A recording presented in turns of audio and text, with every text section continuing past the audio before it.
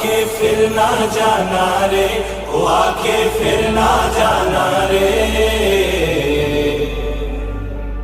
राजा बन के आना